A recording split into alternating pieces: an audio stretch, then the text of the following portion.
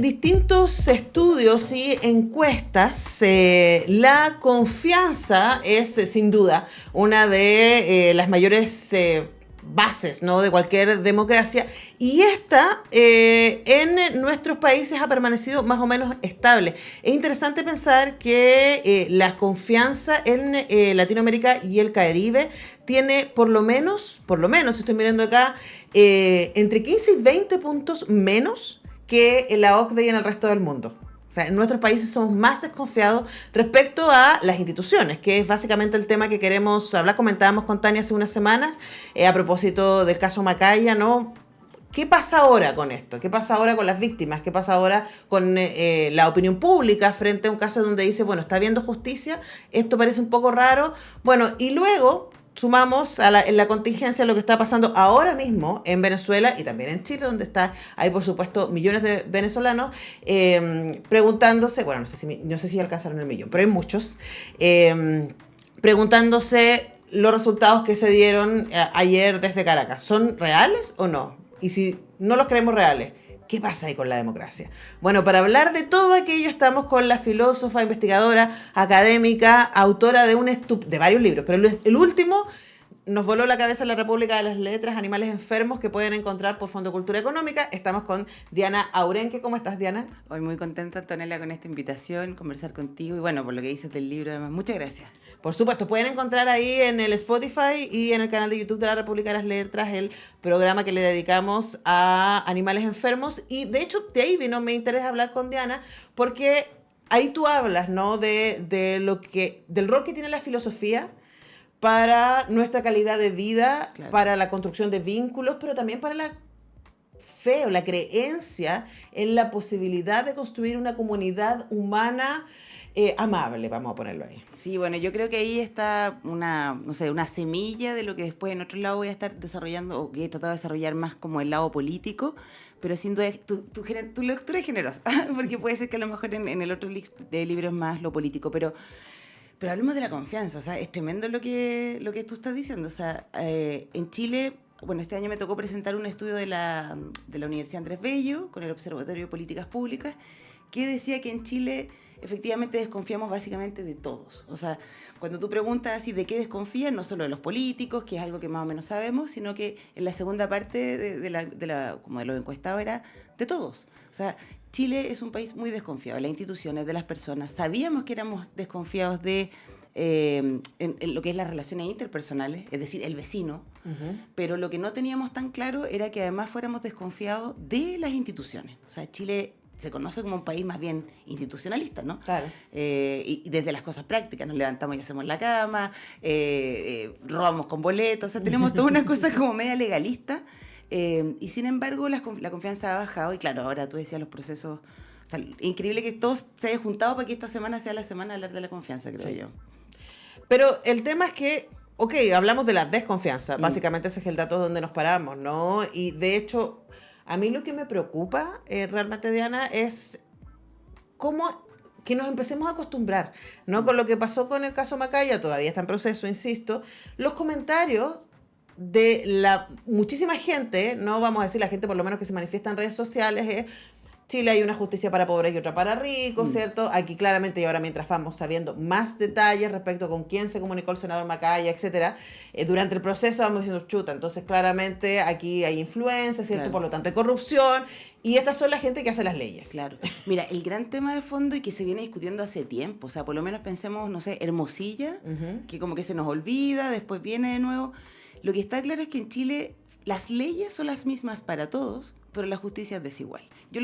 Creo que esa es la forma más clara de resumirlo. O sea, las leyes son para todos, pero quien está más alfabetizado en términos jurídicos, ¿no? El quien conoce mejor los procedimientos, quien tiene acceso a los mejores abogados, a las mejores defensas, puede encontrar los resquicios legales, que siguen siendo más o menos legales, o al borde, para poder tener un trato privilegiado, mejores condiciones. O sea, esto mismo de que el padre Macaya pase parte de su condena ya en su casa en arresto domiciliario es lo que molesta, ¿no?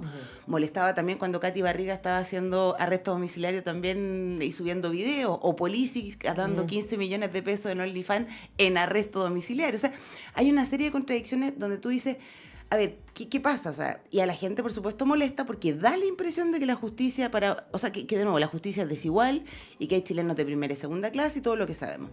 Entonces, lo que yo pienso, y acá tenemos que ser deberíamos ser consecuentes para poder avanzar. Y es decir, bueno, ¿qué tiene Hermosilla, Macaya, Polisi? Todas estas cosas en común. Y es justamente que hay una serie de oscuridades en el proceso del nombramiento de jueces, hay una serie de oscuridades en el nombramiento, por ejemplo, de notarios, ¿para qué decir todo lo que es el secreto bancario? O sea, hay mucha oscuridad todavía en lo que tiene que ver con las personas que son las que van a desarrollar los procesos, los juicios. Eso es lo que tenemos que en primera instancia, yo creo que todos y súper unidos atacar. Esto no es solamente una lucha de las feministas, no es solamente una lucha de los pobres, de los obreros, de los mismos, ¿entiendes? Como de los mismos de siempre que han sido oprimidos respecto a la justicia, sino que una cuestión más grande. O sea, no puede ser que quien tenga mayor conocimiento legal tenga justicia y los demás no. Bueno, pero ahí viene una contraargumentación inmediatamente, Diana, porque uno dice, bueno, las personas que tienen más privilegios y que hoy día son los que pueden acceder a un nivel más personalizado, diríamos, de justicia, vamos a ponerlo así. ¡Qué elegancia, qué elegancia! Sí. Ese grupo de personas son las mismas personas que están en el poder. Claro. Y en el poder tribunales, en el poder ejecutivo, en el poder legislativo, ¿cierto? En el poder económico. Entonces uno diría, bueno, ¿por qué ellos querrían alfabetizarnos al resto si eso bajaría sus privilegios? Y hay una contraargumentación de nuevo. ¿Cómo podría afectar esta crisis de credibilidad, esta crisis de confianza a esos mismos que están en el poder? Claro. O sea, primero yo creo que hay que hacer un sistema, o sea, cuando digo reformar el sistema judicial es a propósito de la transparencia, bueno, implementar mecanismos para poder saber, bueno, cómo se nombran, cuáles son los grupos de interés, cuáles son los conflictos. Por ejemplo, si alguien, no sé, es juez de tal lugar, pero antes trabajó con no sé qué grupo de interés o defendió los intereses de Luxic, por ejemplo. O sea, claramente ahí tú dices, bueno, quizás hay que implementar mecanismos para que no sea que alguien que fue abogado de Luxic después sea, no sé, que estoy inventando cuestión, pero sí, un juez de la zona donde justamente él tiene terrenos ahora comprados, intereses económicos. Eso se puede más o menos transparentar. Claro, pero las personas que deberían transparentarlo son exactamente las que son beneficiadas. O sea, no, en el fondo lo que yo estoy diciendo es que eso son mecanismos que legalmente se tienen que exigir. O sea, nosotros, las leyes tienen que cambiar. Si metimos una ley de transparencia, si le pedimos más transparencia a los distintos procedimientos del Estado, ¿cómo no vamos a exigir transparencia en lo que pasa en el sistema judicial? Nombramiento. O sea, ¿cómo se nombran los notarios? Todos saben que hay una cuestión como súper de influencia, que no es lobby, pero parece que sí. Recuerda hace poco los audios que se habían filtrado de Desborde, de que esta persona la levantamos y es cantidad. Bueno, todo eso se puede legislar. O sea, está la ley del lobby imperfecta, pero es un avance. La ley de transparencia imperfecta, pero es un avance. Este tipo de cosas son las que van a generar más transparencia, creo yo. Pero lo importante, o sea, lo más terrible es lo que dices tú de fondo, que es cuando las personas dicen, ya no creo. Claro. Y eso es súper la desesperanza, ¿no? Ya ni siquiera es como desconfianza, sino desesperanza. Sí, cuando como tú ya dices, todo va a pasar igual, esta gente nunca va a pagar. Y ya ni siquiera, y sobre todo en los temas más sensibles, abuso, acoso laboral, acoso sexual. Yo lo he visto, o sea, todos lo hemos visto con casos cercanos alguna vez, que es que mejor no denuncio. Porque el puro denunciar es un proceso súper estigmatizante, súper victimizante, desde procesos administrativos universitarios hasta cuestiones jurídicas, legales más grandes. Entonces uno dice, mejor me cambio de pega, mejor no digo nada, mejor me voy para otro lado, mejor me cambio de país. O sea, en el fondo es como el proceso es tan desagradable. O sea, Pradenas se declaró un juicio nulo que hubo que volver a repetir en una serie de cuestiones que deben haber sido horrorosas. Pero ahí tú dices, bueno, ¿qué faltó? Claro, alguien hizo el procedimiento y probablemente fortaleza de parte de los jueces o algo de decir, no, o sea, esto no lo dejó pasar. Pero claro, para eso hay que enemistarse con personas. Y yo creo que en eso también es verdad que a lo mejor puede haber mucha transparencia, pero también tiene que haber una especie como de exigencia a la ciudadanía de mayor valentía también de los jueces y de las personas que están ahí. Pensemos en la fiscal Chong, cómo ha tenido que... O sea, ella por ciertas decisiones se ha ganado la enemistad, pero sistemática de mucha gente. Y tú dices, oye... Ella no es la que estaba aquí en tela de juicio, eran otros los procesos. Bueno, pero ahí aparece entonces esto también porque, por ejemplo, la jueza Chong, ¿no?